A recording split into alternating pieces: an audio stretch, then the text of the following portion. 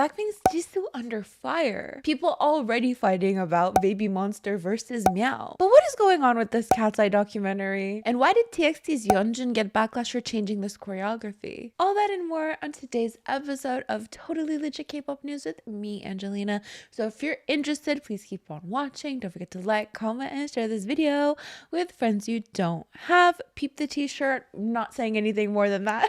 But also, do you like it? As for you and me, let's get into today's Friday video, the video to end off this week, and talk about some recent K-pop news. And or K-pop adjacent. Some of you guys are going to come for me for including Katseye. You guys are going to completely forget that they're literally K-pop adjacent, and everybody in K-pop spaces are talking about them. I respectfully digress. Mindfully digress. Considerately digressing. Okay.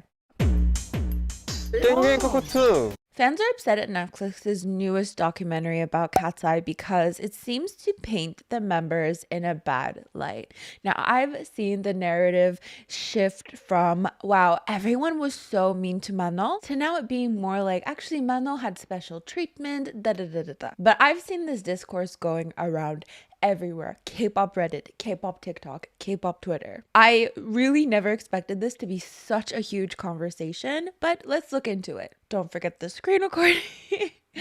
Please. There are a lot of points to talk about, but I guess the most overarching theme that people were upset about is the fact that they thought that this documentary was sabotaging the group because it really didn't make them look good. Now, of course, if you watch a couple episodes and you just stop, yeah, it probably didn't make them look that good. But then if you, oh my God, spoiler alert. No, but I've definitely seen people being like, I should have just watched like the next episodes after the episodes that made me angry, and like everything was resolved and everything's good now. So the documentary is called Pop Star Academy Katseye.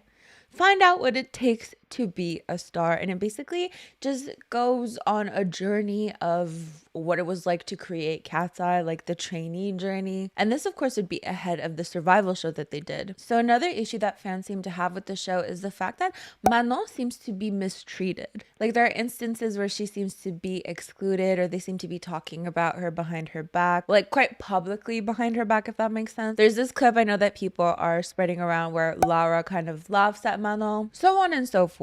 And there's definitely this like, you could cut tension. I'm like, what's the word I'm looking? You could cut it with a, anyways. And there's definitely a lot of tension with Manon because she was, scouted online. She didn't have to audition. And, she seems to be missing some practices. So there's a lot of trainees who are kind of like thinking that, she's not a team player. She only cares about herself. As the episodes progressed, some other issues, not this being like someone taking their phone and recording the thing on Netflix, because why is it so hard to screen record a Netflix show? How do you guys do it? Because it just turns into a black screen for me. But anyways, some of their issues surrounding Manon came up, like her being late to class and curfew, which resulted in her moving out of the dorms to live with her aunt. During episode 5, the program manager Missy states that she would not add Manon to the group based on her attitude, which we know of course was not true. Everybody loved Manon in the survival show, and she was of course, spoiler alert if you didn't know, added to the group. But there is a point in the documentary where everyone is kind of discussing her. After a group discussion without her with Dr. Wetter, the program's psychologist counselor, the girl's frustration with Manon missing practices due to illness and physical condition eventually came to a head as pressure built from the survival show. So it seems Manon was sick or she was sore, which in theory would be a good reason to miss practice, right? But I think there's this kind of unspoken rule in these types of environments where you show up anyways. Like you're about to pass out, you show up anyways. That's kind of what I'm getting from it. You can, of course, this is a discussion. You can let me know what you think about that. But then there are other clips from the documentary where they all sit down with Manon and they express their frustrations to her. I remember there was this point where she was trying to defend herself and someone said, just take in what she's trying to say. They end up complimenting her and being like, we want you to succeed in this. And she's like, that's really sweet. So there are points in the documentary that again are super intense, that are super emotional, that paint her as, someone that you wouldn't want part of your group. But then they work through it, right? That's important to remember. By episode 7, Manon has seemingly realized that she must put her best foot forward and seeks to resolve the issues between her and the other girls. During the interaction, Manon mentions that she feels like she's being unfairly treated, as other girls' absences are not treated as harshly. Sophia takes the lead, speaking for the others, mentioning that the program requires hard work and that Manon had not been taking notes or being as attentive during sessions she had to physically sit out of. Manon attempts to defend herself at Missy's insistence that she not react and just listen. She remains silent as Sophia speaks. The situation does seem to get resolved as Sophia says the other girls want to bring her up with them. So then she says, if you guys feel as though I'm, not paying attention or something, like, tell me, let me know so we can avoid misunderstandings in the future. Despite the resolution to this issue, some people still felt that she was mistreated, that she was not being treated fairly. Okay, I figured it out, but yeah, I'm glad the girls were able to move past this, but to be honest, it just seems like a lot of the girls wanted to deny that she was trying and her efforts were always ignored. I hate the people talking about neither is wrong or both is wrong when we can see plainly here that the girls were not trying to hear Manon out and just had their own narrative about her in their heads. Like, Sophia was basically lecturing Manon without letting her talk. It's not in this clip, but when Missy said let her speak, it felt so microaggressive. I'm sorry, like Manon was literally trying to defend herself. It's the way she just stopped defending herself because she knew they didn't actually care. She was already an enemy number 1. So of course we know Sophia and Manon are now part of the group, as well as Lara, where again I mentioned there was a clip of her kind of laughing at Manon, and just like all these arguments are being shown in the documentary, and now these girls are in a group together. So people think that the documentary is sabotaging the group. Why would you release this after their debut and paint them in such a bad light, knowing they'll probably get a lot of backlash for this, for how they acted a year ago or years ago? Is the point of this documentary to sabotage their own group? Popstar Academy is too messy to have been released post-debut, to be honest. Like, all survival programs are messy, but they usually air live. So the messiness that is seen by the public is all over and done with by the time the final lineup is selected. This Katseye documentary is kind of setting them up to fail. Here are some more comments. There's no way I could stand that group. The only reason I knew Katseye was because of Manon. Sophia and Lara are such haters. What makes people think they aren't now? Katseye gave a disclaimer saying that the show was very sensitive and stressful because of how competitive it was. Something tells me that they've already talked it out and we just didn't see it. I honestly feel like it should have been cut out. Like, yes, it's a documentary, but all this is gonna do is bring hate to Katseye. I feel like they shouldn't have released this. They made some members look bad. I seriously hope Katseye as a group do not watch it together. It would be so awkward. Oh my gosh.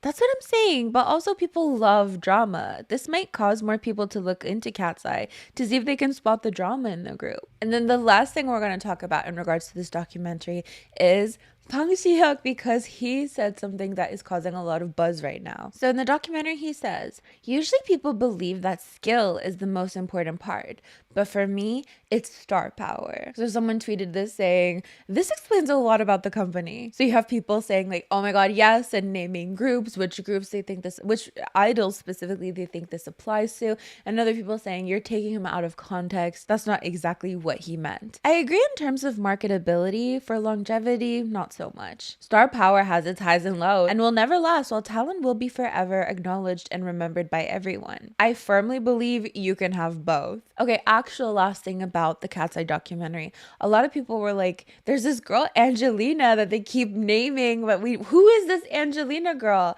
It was actually me. Like, I'm kidding, I didn't, but I just kept seeing everyone be like, and what about Angelina? And I was like, what? Anyways, I can understand the sentiment of someone saying like this should have been aired before their debut, because by now everyone's kind of forgotten about the messiness of the competition show, and this just brings up people feeling like they're messy again. This is more than likely the standard this is probably nicer than the standard when it comes to group dynamics. I mean, you have to understand these people are under so much pressure. I think people have this unrealistic expectation that everyone is going to be super bright and fluffy with each other 24/7, and that's not even realistic for you. Like, do you have siblings? Do you have a friend? Have you ever gotten into a fight with your friend and then you made up with them and you're still friends with them? I think there's a lot of people who are just doubting their dynamics now and being like, there's no way they even like each other because they didn't like each other at one point. I mean, that could be true. I mean, some groups probably hate each other, but they're able to still remain professional regardless, right? But some people can fight with each other and then be okay the next day. That's kind of how I see it. Now, whether it comes to like microaggressions or aggressions in general, that's a different story. But just dynamics in general, those are my 2 cents. But anyways, you can of course let me know all your thoughts in the comments below. Does Blackpink's Jisoo hate Babymonster? Of course, recently we covered the fact that the Black label's new girl group MEOVV revealed their first member, Ella. And Ella has a past with Blackpink. I mean, there's so many pictures of her and the group together. And so naturally, there was a lot of people who congratulated her on being part of the group. One of those people being Jisoo of Blackpink. So here's what she posted, and then she linked it. However, because she's shown such support, such open support to Ella, it's brought into question her support of Babymonster or lack thereof. Meanwhile, they never gave an F about Babymonster. Oh, MEOVV, real Blackpink's daughters. So Blackpink members will be congratulating MEOVV for their debut and not did it with Babymonster that are always talking about how much they love them. Okay. Notice how she posts about Ella but not Baemon? LMAO. Babymonster doesn't need Blackpink to be relevant. Babymonster attracted people's attention at the very beginning also because they're the new girl group under YG, yes, but what made people like them and stand them is talent. Then of course you have people defending the situation because Ella has known Blackpink for so long. This just because Jisoo posted an IG story supporting Ella, who literally grew up with Blackpink. Don't be surprised that Jisoo supports her little sister Ella. They know each other for so long and Ella also supported Jisoo so often. I mean, this really reminds me of 21 and Blackpink. Like, people will create this narrative that 21 hated Blackpink. Like, they never showed support for each other, this and that. And then, you know, I actually believed it for a second. Then I started seeing so many tweets being like, actually, this is Dada showing support for them. This is that, this and that. Here's what everyone did. Because Dada was showing support for Treasure at one point, and people were like, oh, you can show support for Treasure, but you can't show support for Blackpink. Let's read some comments. BP's successor is MEOVV, not Baemon. From BP's perspective, they're probably more attached to MEOVV since they have known Ella since she was young. Since 2018, they haven't been company seniors and juniors. They've done live shows together, hung out, and still seem really close. Plus, Taehyung is also part of the Black label. Ella also posted on her Insta back then when it was Jisoo's birthday and on her solo release. BP and Ella are seriously close. They spend so much time together. There's no way they wouldn't post about her. Ella's card to Jisoo's too cute, goddess of beauty and love, Jisoo 언니. So what do you make of this situation? Do you think it's intentionally malicious or are people just looking too much into it? MEOVV haven't even debuted yet, but we already have a fan war going. So of course MEOVV is under the Black label and Babymonster is under YG Entertainment. So if you were to ask who is Blackpink's sister group, you would automatically say Babymonster. But people are already fighting about MEOVV because the Black label is some type of independent label still kind of under YG Entertainment, run by Teddy, who's literally responsible for so many hits at YG Entertainment. So in a lot of people's minds, me included, it's kind of the same thing. Like, it's another YG group if you think about it, under the Black label. But like, so with MEOVV's upcoming debut, some people think that Babymonster are in trouble. So there's this post talking about it, and it basically shows like 21 Blackpink, MEOVV kind of erasing Babymonster. Let's read it. It's going to be hard for them to absorb the domestic fandom since the current fourth generation groups are still going strong. So they'll need to gather international fans, but it seems like the momentum that was supposed to go from BP to Baemon is now shifting to MEOVV. MEOVV also suit that image way more. Even though Baemon was introduced as BP's sister group, the match doesn't feel quite right. On the other hand, this new group really gives off that BP sister group vibe. I can see them landing luxury brand ambassador deals easily. Their vibe is just insane. Here are some comments about that. Honestly, this situation must be really upsetting for both Baemon and their fans. It's not like the Baemon members lack talent or visuals, but they're just catching so much flack just because of the producing. I get why people say this stuff. 21 and BP were YG, but Teddy had such a big role in their success. Still, as someone who loves girl groups, I just want both Baemon and MEOVV to do well. I hope that Baemon members don't lose confidence because of what people are saying. And Yan Hyun-suk should get it together and put out good songs to really develop the group. It is interesting. I mean, of course, the Black label is technically kind of a separate label, but still under YG. But it is interesting to have those two groups promoting at the same time, because it's like a way of having two YG groups at the same time without having two new YG groups at the same time. Do you know what I mean? You know what? Controversial take. We should have had 3 groups. Baemon could have been split into 2. Triple YG girl group. Do you get the vision? It's anyways.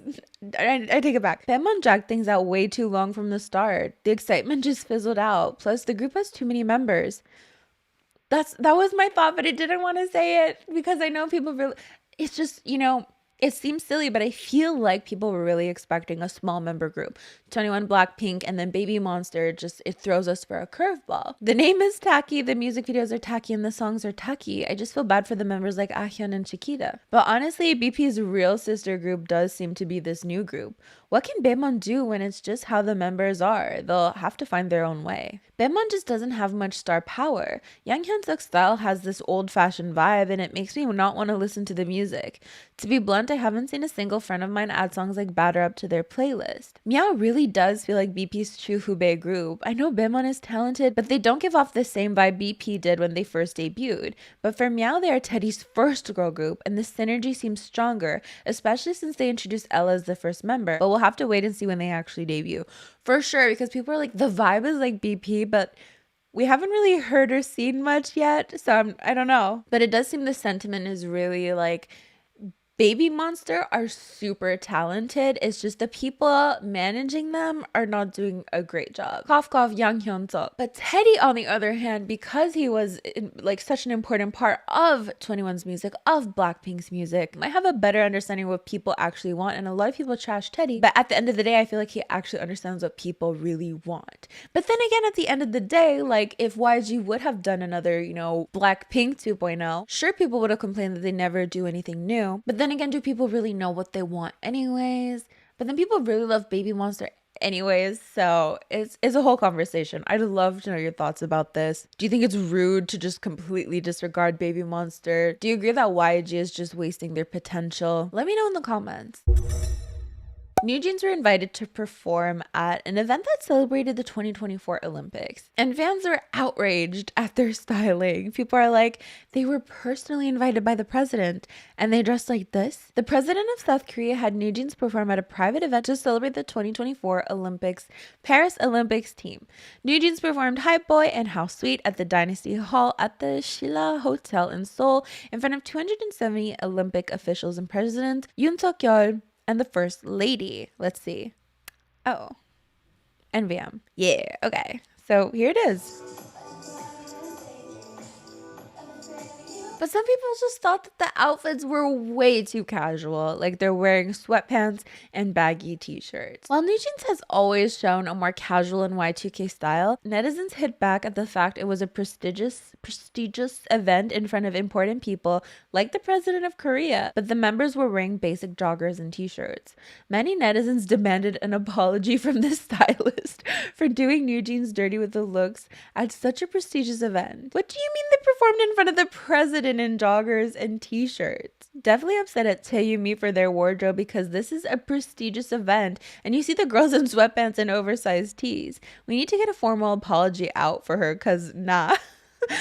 Do you guys remember there was a video where we talked about this post where someone was like, the people behind the scenes need more credit or whatever the hell. Like we just don't pay enough attention to the people who make idols who they are, like their stylists or whatever the case may be. This is the this is kind of like the other side of that. Like when something goes wrong, we're easily able to find that you named her by name, this stylist. Do you guys remember that whole thing though? Anyways, I know damn well Adore doesn't have NewJeans performing at an Olympic event in front of the president in outfits you go and get a sweet treat in at midnight. Not the stylist again. Taeyumi needs a break indefinitely because I know she didn't send them to a private Olympic event in front of the president and other dignitaries and effing gray sweatpants. So people are really upset about this, but I want to know what you think. Do you think it's just a vibe? Like it's really bold, actually so bold that it ends up working, or it's just a no-go? TXT's Yeonjun is being criticized for changing Katseye's touch choreography. Now, if this sounds familiar, it's because this isn't the first time that this has happened. There are a couple boy groups recently who are under fire for changing Katseye's choreography to be less girly. People being like, are you scared of the girly choreo? Like, what are you doing? Because we had NHYPEN and TOUS do this as well, where they like just stopped dancing at some parts. And now we have TXT's Yeonjun who just changed it. So let's take a look. So here it is. They did like a virtual dance challenge and wait for it. Should we put a bit of sound? That's enough. So the hip move, he changes it and he's like making it more masculine than the dance is, right? And some fans were not having it. Yeonjun X Yoonche touch challenge we want. Well, this person's happy about it. Fair enough. But some comments. Who is forcing my mans to boyify the choreo? No, Yeonjun, I need you to do it. I know you wouldn't skip it. I know someone is forcing you not to do it, Yeonjun.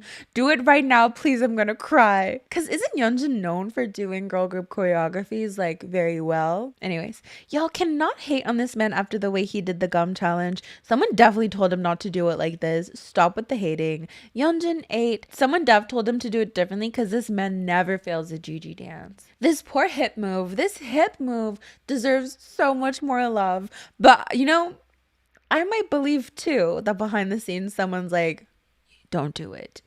Change it. This makes me so mad. If you're gonna do it like this, then just don't dance to it at all. Just go ahead and make up your own choreography at this point. Cause what? WTF is he doing? Some people are like, well, what is the big deal in this when we have idols like MEOVV idol who makes dances more girly? And then of course people defending Yeonjun saying it's not a big deal because in general he does girl group dances super well. So let's see. So this is just a compilation of him doing girl group dances and not really changing them.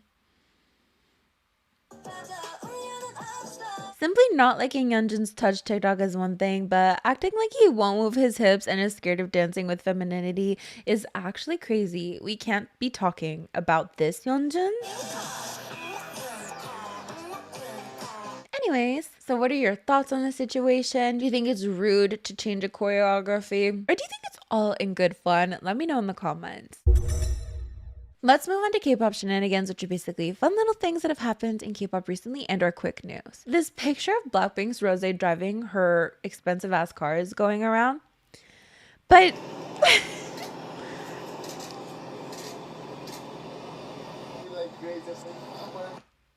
I just want to say she's so much better than me because if anyone at all was watching me back up a car, I wouldn't be able to do it, let alone paparazzi with like cameras in your face.